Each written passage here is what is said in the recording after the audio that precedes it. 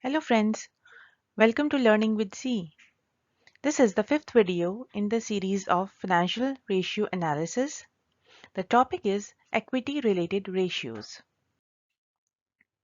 The first ratio is earnings per share, also known as EPS.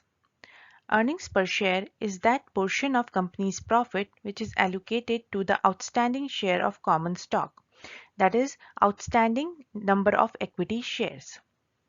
It represents earnings or profit allocated per unit of equity share after paying for preference dividend and dividend distribution tax. The formula of EPS is profit after tax minus preference dividend minus dividend distribution tax divided by number of equity shares. EPS is an important variable. Analysts and investors closely track EPS to understand the performance of the company. EPS is an important variable in discounted cash flow models to assess the market value of a stock of a publicly listed company. The second important ratio is book value per share. Book value per share indicates the value remaining to the equity shareholders after all the assets of the company are liquidated and all debtors are paid. That is, all long-term and short-term debtors are paid. Book value per share is calculated as net worth divided by number of equity shares. Book value per share indicates the level of safety associated with each individual shares after all the debts are paid. It represents the safety margin available with the equity shareholders. This ratio helps analysts assess the long-term investment potential in the company, keeping in mind the liquidity and the financial risk associated with the company. The third important ratio is price-earning ratio, also known as PE ratio. Price-earning ratio is equal to market price per share divided by earnings per share. The PE ratio calculates the market value of the stock relative to its earnings. It reflects what the market is willing to pay for a stock based on its current earnings. That is, how much an investor is ready to pay for 1 unit of currency of profit. This ratio is widely used in valuation of the company. That is, to assess the fair market value of the stock by predicting its future earnings. Companies with high future earnings are expected to issue higher dividends or have appreciating stock in future. Thus, higher the PE ratio, higher is the stock valuation. Let us look at price to book value ratio, also known as PB ratio.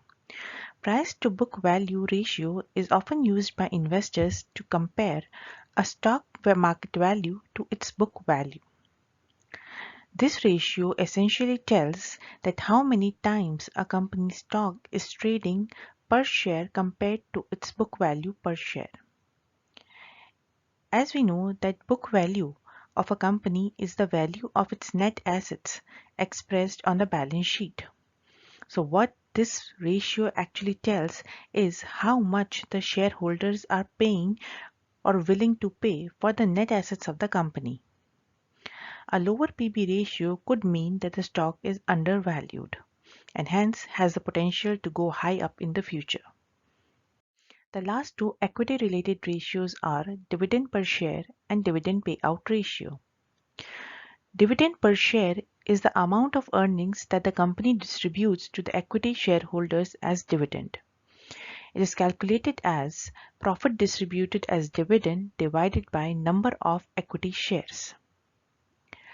Dividend payout ratio is the ratio that measures what percentage of earnings is distributed as dividend to the shareholders. The higher the payout ratio, the higher the company distributes its profit as dividend to the shareholders, and the lesser it keeps as retained earnings in its reserves and surplus account. If the company has a lower dividend payout ratio, it would mean that the company has aggressive future plans and it saves its profit as retained earnings in reserves and surplus to carry out those production activities or those growth and developmental activities. Hence, the analysts and investors closely track the dividend per share trend of the company and the dividend payout ratio to assess whether the company is a growth-oriented company or not. So friends, I hope this crisp video has given you wealth of information regarding the important equity-related ratios. If you find my explanation useful, please like and share this video and subscribe to my channel. Thanks for watching.